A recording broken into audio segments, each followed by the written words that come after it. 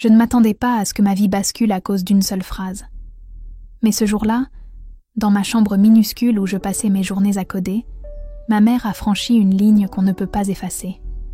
J'étais en pleine visioconférence avec un investisseur potentiel, peut-être le seul à avoir vu un peu de potentiel en moi, quand la porte a claqué si fort que mon casque a failli sauter de mes oreilles.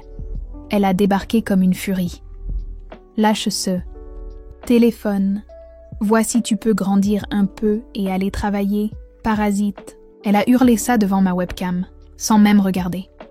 Juste vomi sa colère. Comme si j'étais un poids mort dans sa vie. Comme si tout ce que je faisais, enfermé dans cette pièce, n'avait jamais eu de sens. L'investisseur a coupé la connexion. Je suis restée figée, sans répondre. Même pas un regard. J'étais vide. Ce n'était pas la première fois qu'elle explosait, mais cette fois, c'était différent. Pas parce qu'elle avait crié plus fort, pas parce qu'elle m'avait humiliée, mais parce que j'avais cessé d'espérer qu'elle comprenne. Je me suis levée, doucement. J'ai fermé mon ordi, j'ai attrapé mon vieux sac à dos sous le lit et j'ai commencé à ranger.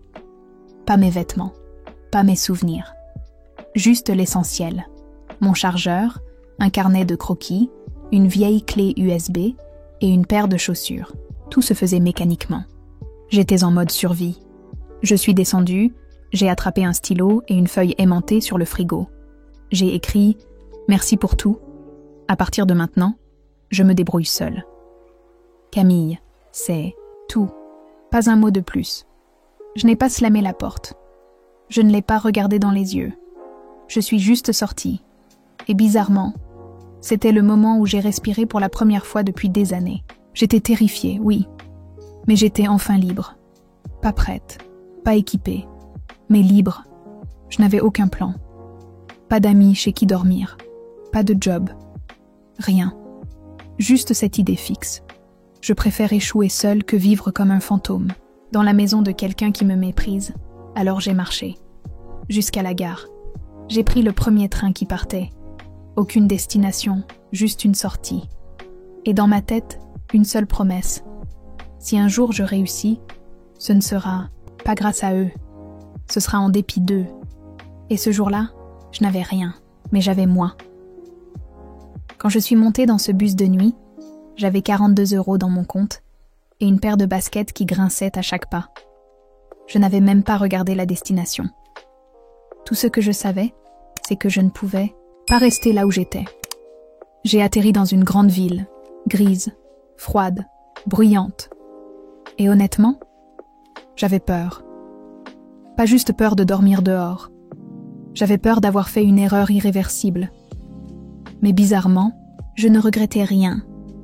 La première nuit, je l'ai passée dans une gare, recroquevillée sur un banc métallique qui puait la vieille pisse. Je me suis dit, « Camille, t'as peut-être fait la plus grosse connerie de ta vie. » Mais il était hors de question que je retourne en arrière. Ma dignité valait plus que ça. Et puis, si je m'effondrais maintenant, elle aurait gagné. Le lendemain, j'ai commencé à chercher un boulot. N'importe quoi. Je suis rentrée dans un petit café avec une enseigne bancale et un patron qui avait l'air de détester tout le monde. Je lui ai dit que je pouvais servir, nettoyer, faire la plonge, tout. Il a haussé les épaules et m'a balancé. « T'es dispo demain, 6 heures ?» J'ai répondu oui avant même de savoir où j'allais dormir cette nuit-là. Le soir, j'ai trouvé une auberge de jeunesse.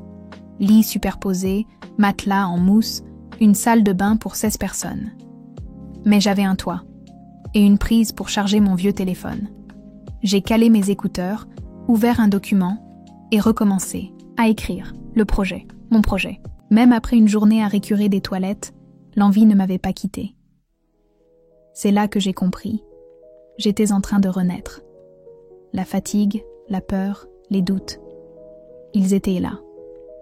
Mais pour la première fois, je vivais, pour moi. Chaque café servi, chaque pièce ramassée sous une table, me rapprochait d'un rêve que personne, absolument personne, n'avait pris au sérieux. Et puis, il y avait ce carnet, mon carnet. Je griffonnais dedans à chaque pause. Des idées, des algorithmes, des schémas.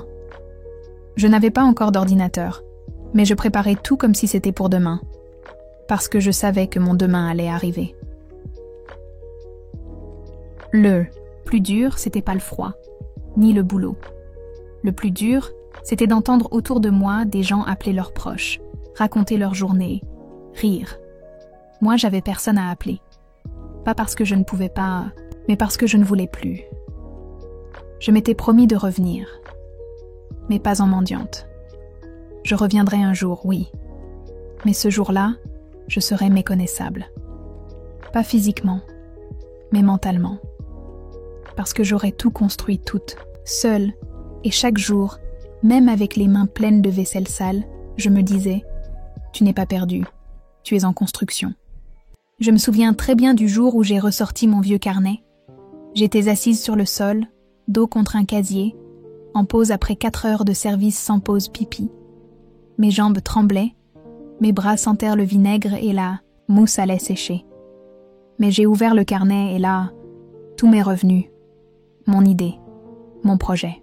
Cette application qui aiderait les freelances à trouver des clients sans se faire plumer. Un truc simple, efficace, humain. Et à ce moment-là, dans ce couloir d'auberge qui puait les chaussettes humides, j'ai su que c'était le moment. J'ai repris tous mes schémas, tout ce que j'avais griffonné entre 2 disputes à la maison. Et j'ai commencé à organiser. Objectifs, fonctions, priorités. Le genre de truc que personne dans ma famille n'aurait pris au sérieux. Mais cette fois, je n'avais pas besoin de leur approbation. J'avais la mienne. Il me manquait une seule chose, un ordi. Et j'en avais marre de prier pour que mon téléphone survive encore une semaine. Alors j'ai bossé 2 fois plus. Je suis passée du café à une pizzeria le soir. Pas de pause, pas de week-end. En 3 semaines, j'ai gratté assez pour acheter un vieux PC portable d'occasion. L'écran était fissuré. Le E du clavier marchait 1 fois sur 2. Mais c'était mon outil. Et c'est là que j'ai découvert une plateforme de discussion pour développeurs. J'ai posté un message, presque sans espoir.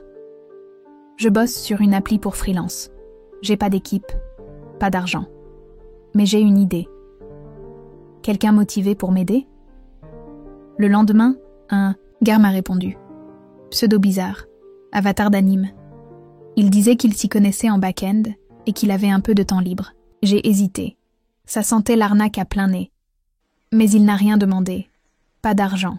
Juste d'en savoir plus. Alors j'ai partagé mon doc. Et là, il m'a répondu une phrase que je n'oublierai jamais. Franchement, ton idée est solide. T'as pas besoin d'une équipe. T'as besoin d'une scène. À partir de là, on a bossé comme des dingues. On ne s'est jamais appelé. Que du chat. Mais chaque soir, après ma double journée, j'ouvrais l'ordi et je retrouvais un nouveau bloc de code. Un bug corrigé, un mot d'encouragement. Il ne savait rien de ma vie. Il ne savait pas que je dormais dans une pièce avec 6 inconnus, que j'avais une serviette pour oreiller, ou que j'avais fui ma famille sans un centime. Mais il croyait en l'idée. Et parfois, c'est tout ce qu'il faut. Une seule personne, qui croit en ce que tu fais, même si elle ne connaît rien de toi. Alors non, j'étais pas encore sortie d'affaires. Mon compte était toujours vide, mon avenir incertain. Mais chaque ligne de code qu'on écrivait ensemble, c'était un pas de plus vers ma revanche. Et cette fois, j'allais me battre jusqu'au bout. Les gens pensent souvent que la réussite, c'est un moment précis, un déclic. Mais en réalité, c'est une accumulation de petites victoires invisibles. Et moi, ma première vraie victoire, elle n'avait rien de spectaculaire. Juste un mail, 3 phrases, et un virement de 200 €. Un freelance inconnu, sur la version bêta de mon appli, avait trouvé un client grâce à notre système. Il m'avait envoyé ce message. Merci. Sans toi, j'aurais pas eu ce contrat. J'ai versé un pourcentage comme promis. Continue. Je suis restée là, à fixer l'écran. J'ai relu le message au moins 10 fois. Ce n'était pas le montant. C'était ce que ça représentait. Pour la première fois, quelqu'un quelque part m'avait payé. Pour quelque chose que j'avais créé de mes mains.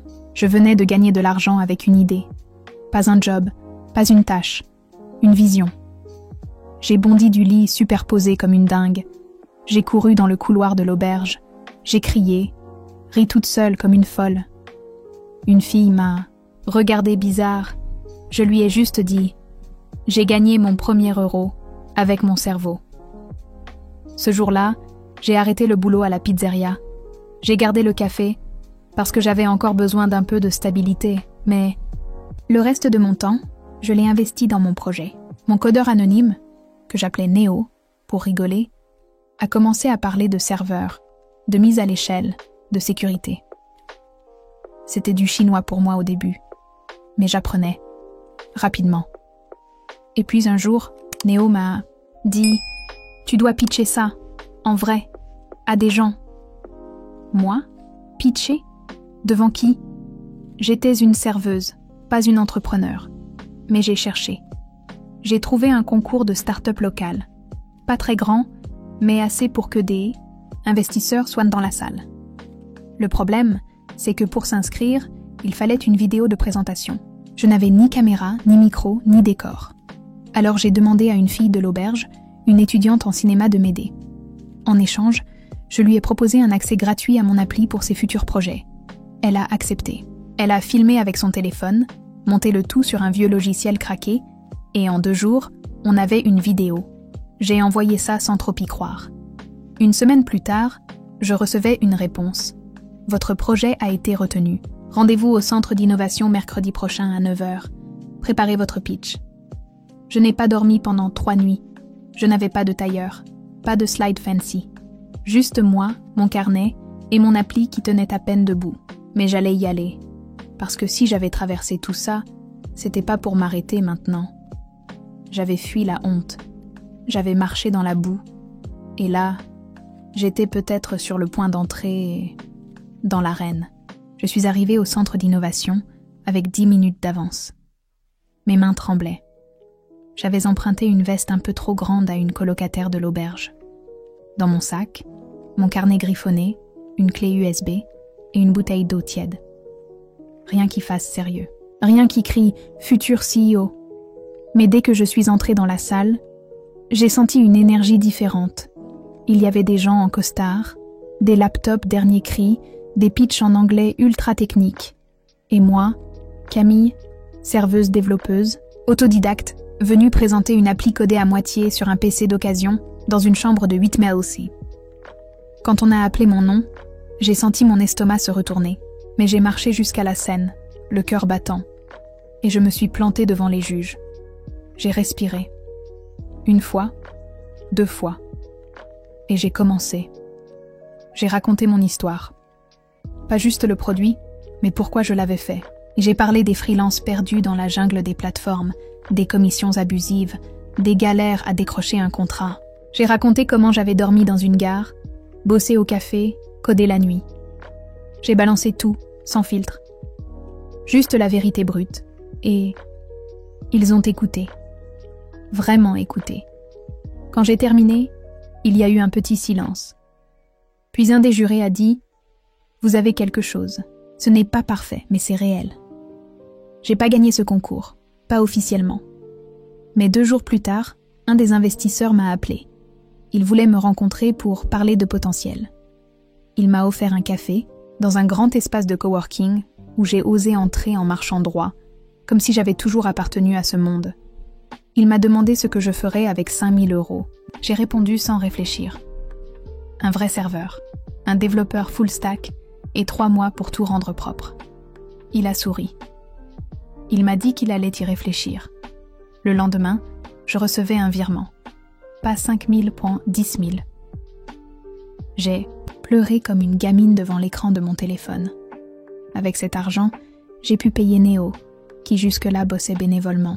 J'ai loué une minuscule chambre en colocation, mon premier vrai lit depuis des mois, et j'ai acheté un nouveau PC, cette fois un vrai, performant, avec une batterie qui tenait plus de 20 ans minutes.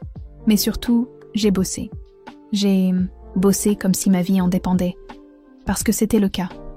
Mon appli a pris forme.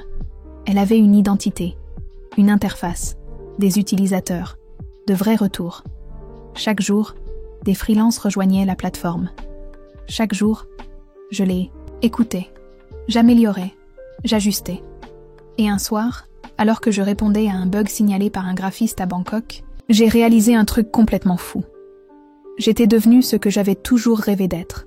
Pas parce que j'étais riche, pas encore, mais parce que j'étais libre, parce que j'étais maître de mon projet, et surtout, parce que j'étais enfin respectée pour ce que je construisais. J'aurais aimé vous dire que tout s'est aligné parfaitement à partir de là, que le succès est arrivé comme une vague douce et logique. Mais non. Il y a eu une descente, un moment où tout a failli s'écrouler, et ça a commencé par un simple email, objet, violation de nos conditions générales. Une grande plateforme de freelance, je ne dirai pas laquelle, mais vous la connaissez, nous accusait de copier leur modèle. Faux, évidemment. Mais ils avaient les avocats, les moyens et le pouvoir de me faire peur. Et ça a marché. J'ai paniqué. J'ai passé 2 jours sans dormir. Néo m'a dit de rester calme, que c'était sûrement de l'intimidation, une tactique pour m'écraser. Il avait raison. Mais à l'intérieur, une petite voix me hurlait. « Tu n'es personne. Ils vont te détruire. » C'est là que j'ai compris une chose essentielle. Le succès attire l'attention. Et parfois, cette attention peut être toxique. Mais j'ai décidé de ne pas me laisser faire. J'ai utilisé une partie des fonds restants pour consulter une avocate spécialisée en propriété intellectuelle. Une femme jeune, brillante, qui m'a écoutée sans me prendre de haut. Elle a lu tout mon dossier, tous les messages, l'historique du projet. À la fin, elle m'a regardée et elle m'a dit « T'as rien à te reprocher, mais t'as intérêt à être prête à te battre. » Et c'est ce qu'on a fait. On a rédigé une réponse, argumentée, avec preuves, dates, capture d'écran. C'était David contre Goliath. Et pour la première fois, j'ai levé la tête et j'ai arrêté d'avoir peur d'eux. Pendant ce temps, mon appli continuait de grandir. Mais moi, je commençais à fatiguer. Les journées s'enchaînaient, les nuits étaient trop courtes. J'étais seule à gérer le support client, les bugs, les réseaux sociaux, la stratégie. Et là, un truc inattendu s'est produit. Une créatrice de contenu très suivie sur YouTube a parlé de mon appli dans l'une de ses vidéos. Totalement, spontanée. Elle avait utilisé la plateforme pour trouver un illustrateur, et l'expérience avait été fluide. En une nuit, le trafic a explosé. Serveurs saturés. Notifications qui pétèrent dans tous les sens. Et moi, j'étais en train de pleurer dans mes toilettes, à cause d'une surcharge émotionnelle que je ne contrôlais plus. Je crois que c'est là que j'ai compris que je ne pouvais plus tout faire seule. Alors j'ai pris la décision de recruter un vrai premier employé, pas un freelance, quelqu'un pour m'épauler. C'était flippant, mais c'était aussi la confirmation que mon projet était devenu une entreprise. Et pendant que d'autres essayaient de me faire tomber, que certains me regardaient encore comme une fille qui a eu de la chance, moi, je bâtissais, lentement, solidement. J'étais toujours la fille qui avait fui la maison. Mais maintenant, j'étais aussi la fondatrice d'une plateforme qui commençait à déranger les géants. Et ça, croyez-moi, c'est un sentiment inoubliable. Il y a un moment dans chaque histoire où tout bascule, où ce que tu vis n'est plus juste intéressant ou prometteur, mais devient soudain historique. Pour moi, ce moment-là est arrivé un jeudi matin, alors que je buvais un café dans un gobelet en carton sur un trottoir à Paris. Je venais de sortir d'une réunion avec un investisseur que je n'avais pas réussi à convaincre. Il m'avait écouté avec un demi-sourire, comme si je lui racontais un rêve d'ado. À la fin, il avait simplement dit « Vous avez de l'énergie, mais ce marché est saturé. » Puis il avait ajouté, sans vraiment me regarder, « Revenez quand vous aurez des chiffres réels. » Sauf que ce qu'il ne savait pas, c'est que j'en avais déjà. Cette même après-midi-là, j'ai reçu un message de Néo. On vient de franchir 10 000 utilisateurs actifs. En un mois. J'ai figé. 10 000. 10 000 vraies personnes. Pas des bots, pas des curieux, des freelances, des clients, des gens qui utilisaient mon outil, chaque jour, pour gagner leur vie. C'est à ce moment précis que j'ai décidé de changer d'échelle. J'ai réuni mon équipe. On n'était que 3 à temps plein. Mais on s'est posé dans une petite salle louée à l'heure, Et on a fait ce qu'on n'avait jamais vraiment pris le temps de faire. Un vrai plan. Objectif ? Refondre la plateforme pour accueillir 100 000 utilisateurs en 3 mois. C'était fou, presque suicidaire. Mais on avait faim. Et une communauté qui commençait à nous soutenir publiquement. Des freelances défendaient notre projet sur des forums. Des clients parlaient de nous dans des groupes privés. On était en train de devenir le petit outsider qui dérange. Et puis, il y a eu le tweet. Une entrepreneuse influente, suivie par des milliers de personnes, a publié. Je suis tombée sur une pépite française, une plateforme de mise en relation entre freelance et clients, sans les intermédiaires toxiques. C'est clean, rapide, éthique. Et guess what ? C'est dirigé par une jeune femme qui a dormi dans une gare. Ce tweet est devenu viral. La presse a suivi, les interviews ont commencé à tomber, j'étais dans Le Parisien, puis sur un podcast tech, puis contactée pour intervenir dans une conférence sur les femmes dans la tech. Moi, celle que sa mère traitait de parasite parce qu'elle bossait sur un vieux téléphone dans sa chambre, j'étais devenue un exemple. Mais attention, ça n'a rien changé au fait que chaque jour, je me levais avec cette boule au ventre. Cette peur que tout s'arrête, que tout ce que j'avais construit s'effondre. C'est peut-être ça le plus fou dans l'entrepreneuriat. Ce n'est pas l'argent, ni la reconnaissance. C'est cette sensation permanente que tu danses au bord d'un précipice. Et pourtant, je continuais d'avancer. Parce qu'au fond, j'avais une mission. Et j'étais prête à tout pour la mener jusqu'au bout. Le succès, c'est grisant. Mais ce que personne ne te dit, c'est à quel point il peut aussi t'isoler. Un soir, je me suis retrouvée seule dans mon petit studio parisien, assise devant l'écran, à lire un commentaire sur notre plateforme. Merci. Grâce à vous, j'ai trouvé un client stable après 7 mois de galère, et j'ai fondu en larmes. Pas parce que j'étais triste, mais parce que j'étais épuisée. Physiquement, mentalement. Je bossais 12 à 14 heures par jour. Les sollicitations s'enchaînaient. Tout le monde voulait quelque chose. Les utilisateurs, les médias, les partenaires, les investisseurs. Et dans ce tourbillon, j'avais oublié un truc essentiel. Moi. J'ai commencé à faire des insomnies. J'avais des crises d'angoisse silencieuses que je camouflais derrière des « juste un peu fatigué ». Mais à l'intérieur, je me vidais. Je devenais une machine. Une fondatrice sans vie sociale, sans famille, sans personne à appeler, le soir pour dire « ça va pas ». Puis un jour, Néo m'a tendu un miroir brutal. On sortait d'une réunion où j'avais explosé pour un bug ridicule. Il m'a regardé et il m'a dit « Tu veux changer le monde, mais t'es en train de te cramer toute seule. C'est ça ton rêve ?» Le silence m'a frappé comme une gifle. Ce soir-là, je suis sortie marcher, seule, sans destination. Et, instinctivement, j'ai pris mon téléphone. J'ai tapé un message à ma mère. Oui, celle-là même qui m'avait traité de parasite. Le message disait simplement « Salut, je suis fatiguée. J'espère que tu vas bien. » Je ne savais même pas pourquoi je l'avais envoyé. Peut-être une envie de revenir à quelque chose de plus humain. Moins froid, moins stratégique. Elle a mis 2 jours à répondre. Son message était court. « Je pense à toi. Je suis fière, même si je ne te le dis pas. » Je l'ai relu 10 fois. Ce n'était pas une excuse. Ce n'était pas un pardon. Mais c'était un début. Et pour moi, ça comptait. Cet échange m'a fait comprendre un truc que j'avais complètement zappé. Je pouvais réussir sans me détruire. Que j'avais le droit de ralentir un peu, de faire confiance, de déléguer. Alors, j'ai commencé à recruter une vraie équipe. Pas des machines, des humains. Des gens qui partageaient ma vision, mais aussi ma fatigue. Des gens qui croyaient qu'on pouvait bâtir un outil éthique, efficace, sans sacrifier notre santé mentale. Et petit à petit, mon rôle a changé. Je n'étais plus juste la fille qui a tout codé toute seule. J'étais devenue une chef d'entreprise, une leader, quelqu'un qu'on écoutait, qu'on respectait.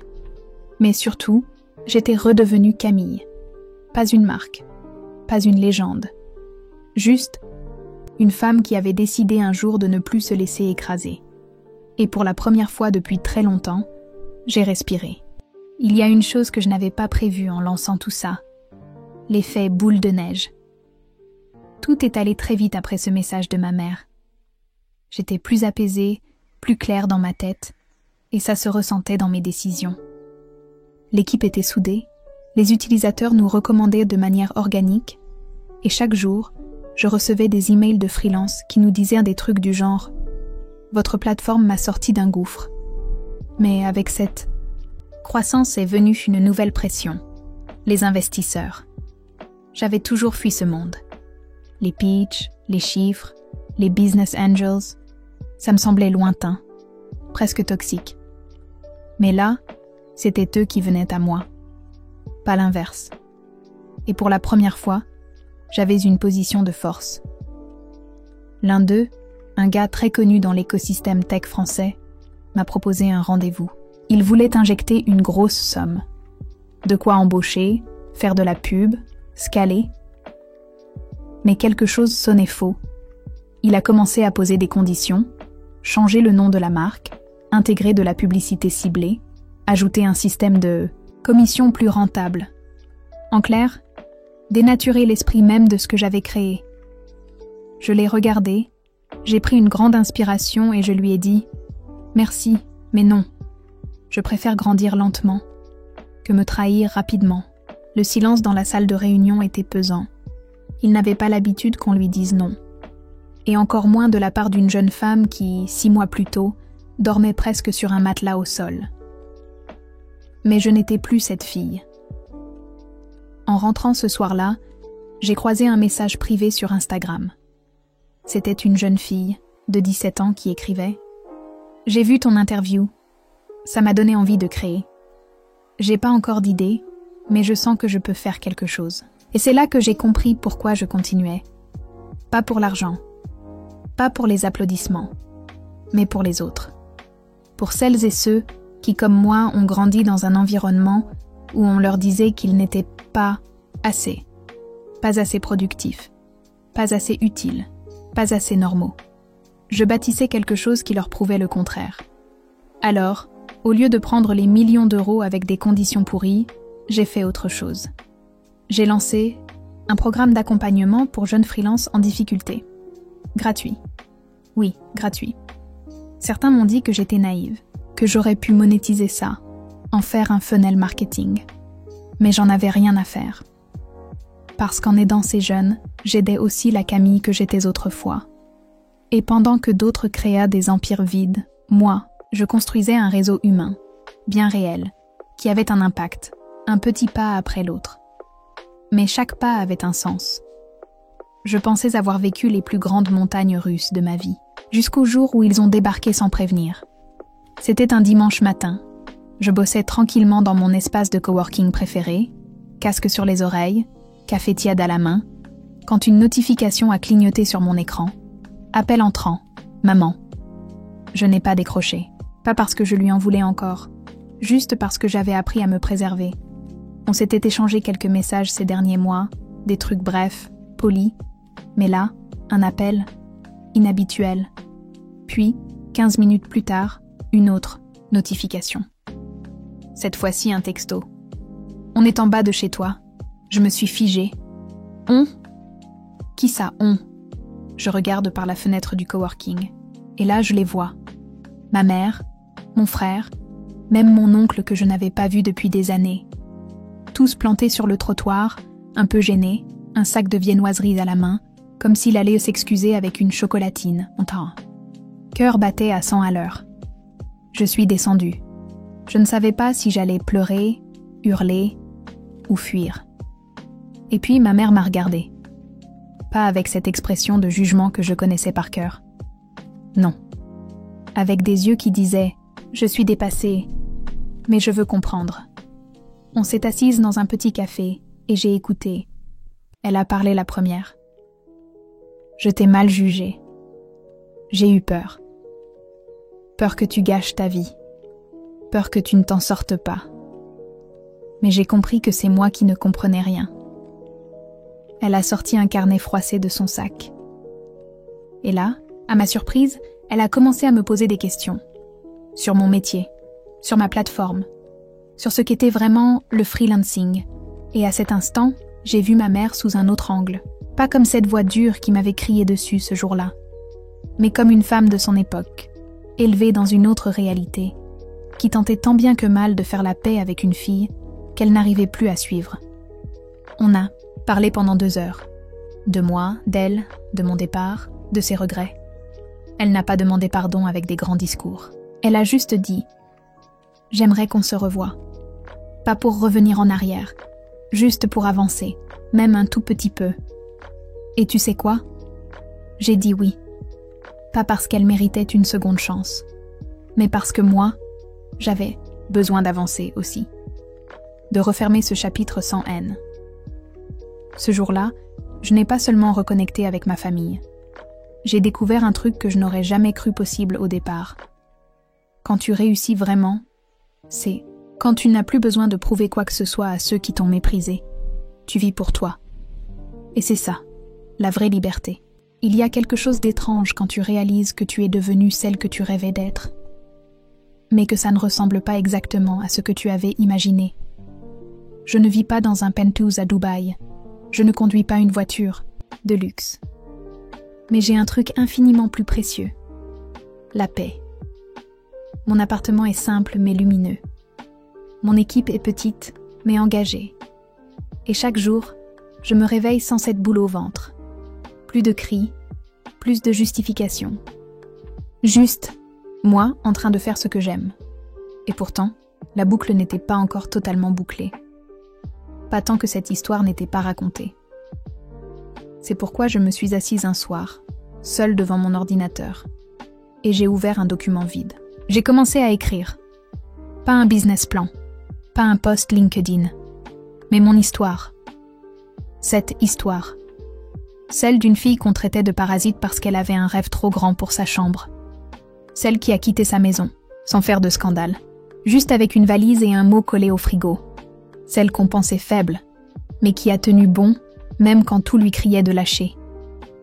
Et tu sais quoi? Ce texte, je l'ai publié. Pas sur un site d'inspiration ou un blog de développement personnel. Je l'ai posté sur Reddit. R. Confession. En une nuit, les commentaires ont explosé. Des centaines de personnes m'ont écrit « Tu viens de raconter ma vie. Merci, je me sens moins seule. » Je pleure, mais c'est de la bonne douleur. Ce que je ne savais pas encore, c'est que cette simple publication allait changer encore une fois le cours de ma vie. Une journaliste d'un grand média est tombée dessus. Elle m'a contactée. Elle voulait en faire un article, puis une interview, puis une invitation à une conférence TEDx. Et là, je me suis retrouvée sur scène, face à des centaines de visages, à raconter l'histoire que j'avais voulu enterrer pendant si longtemps. Mais cette fois, sans peur, sans honte, juste de la vérité et de la lumière. Ce jour-là, j'ai terminé mon discours avec une phrase que je te partage ici, parce qu'elle vient du plus profond de moi. Si vous êtes en train de vous battre pour une vie que personne autour de vous ne comprend, continuez, parce qu'un jour, ce silence douloureux deviendra une voix, et cette voix pourrait bien aider quelqu'un d'autre à survivre. Aujourd'hui, je suis riche, pas seulement d'argent, mais de sens, de liens, de liberté. Et si je pouvais retourner en arrière et parler à celle que j'étais ce jour-là, celle qui serrait sa valise en retenant ses larmes, je lui dirais simplement « Tiens bon, tu n'as encore rien vu.